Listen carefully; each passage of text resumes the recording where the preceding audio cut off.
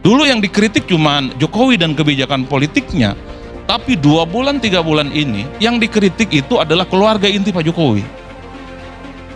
Bisa dibayangkan, soal roti harganya 400 jadi ramai.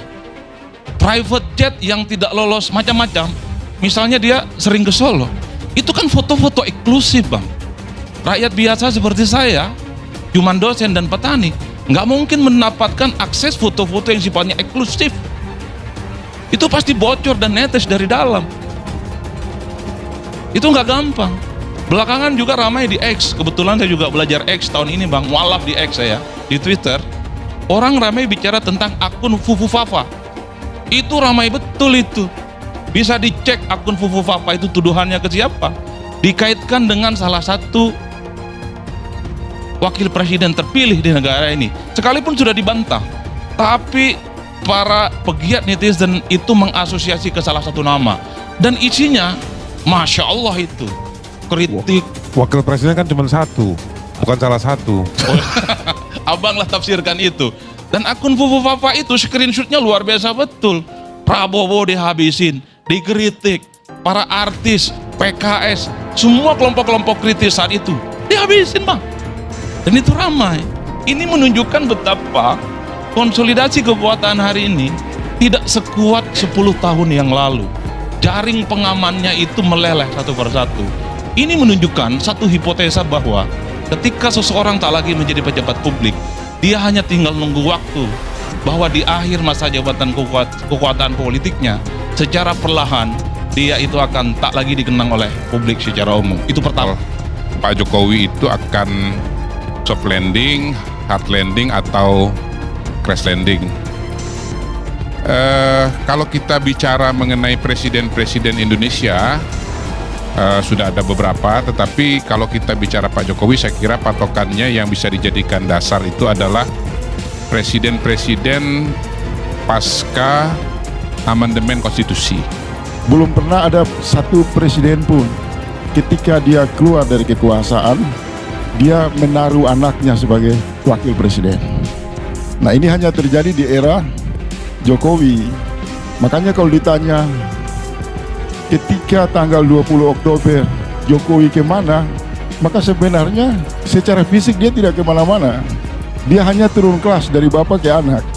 Cuman kalau serangan politik yang kemudian muncul itu sangat ekstrim, dia itu mengakar kemana-mana serangan politik yang sampai keluarga besarnya, tentu Pak Jokowi itu butuh sandaran politik yang kuat. Bagi saya, Dewan Pertimbangan Agung itu tidak punya backup politik yang solid. Satu-satunya backup yang solid adalah bagaimana Pak Jokowi menjadi bagian dari partai yang kuat. Kalau tidak di Golkar, ya Gerindra. Karena kalau hanya mengandalkan Projo, kalau hanya mengandalkan PSI, saya kira akan babak belur, Bang. Per hari ini sekalipun perang narasi terkait dengan serangan-serangan ke Jokowi dan keluarga besarnya, keok mereka di medsos.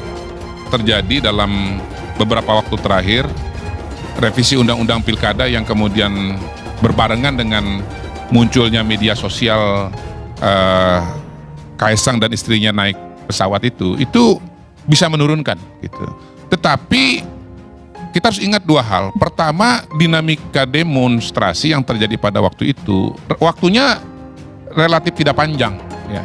Dia bukan sebuah kegiatan demo yang berlangsung berminggu-minggu ya, yang panjang, yang kemudian menjadi sesuatu yang punya pengaruh yang sangat besar. Setelah tak jadi presiden, pilihannya bagi saya, kalau Pak Jokowi membiarkan para kritikusnya itu membabi buta, dan akan muncul partai politik, kelompok-kelompok civil society yang kritis akan fight back, nyerang secara terbuka tanpa ada yang memberikan backing politik ke Pak Jokowi, maka Pak Jokowi cukup pulang ke Solo, tinggal di Karanganyar, di tanahnya yang luas. Tapi kalau ada harapan serangan-serangan publik ke depan itu semakin masif, semakin intensif, maka wajib hukumnya bagi Pak Jokowi harus punya sandaran politik yang kuat. Karena ke depan yang dibicarakan orang itu bukan soal approval rating lagi, bukan soal ada anaknya jadi wapres, bukan soal menantunya jadi gubernur, bukan itu lagi. Tapi dosa-dosa politik Pak Jokowi akan dihitung dan diakumulasi selama 10 tahun dan akan muncul serangan-serangan balik. Di situ yang paling nyata pasti PDIP. Di situ juga ada kalangan mahasiswa. Di situ ada kalangan kelompok-kelompok civil society. Di situ adalah kelompok-kelompok para pendukung Jokowi yang kecewa hari ini, Pak. Itu saya kira akan fight back, akan menguliti satu persatu persoalan-persoalan manuver politik ekstrim yang dilakukan oleh Pak Jokowi.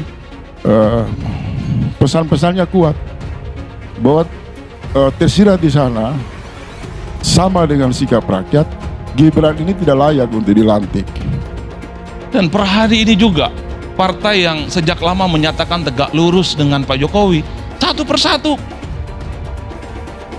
warna pasang badannya ke Jokowi mulai hilang.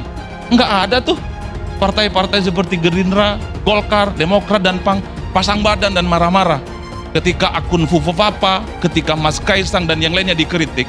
Nggak ada. Tapi kalau sesudah pasca demo besar kemudian ada basa-basi hubungan antara Prabowo dan Jokowi, itu tidak meyakinkan rakyat. Justru sebaliknya, rakyat melihat ada tanda-tanda yang kuat Prabowo tidak akan melindungi Jokowi. Sebaliknya, kalau supporter politiknya tidak kuat, maka yang akan terjadi adalah notorious. Pak Jokowi memang terkenal, tapi terkenal keburukannya. Yang dicicil itu adalah soal politik dinasti, keluarga besarnya yang tidak sederhana, hidupnya sangat elitis, dan seterusnya dan seterusnya.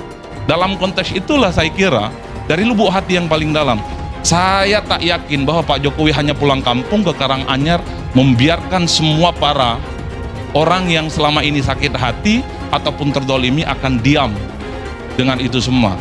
Oleh karena itu pastinya Pak Jokowi sedang berpikir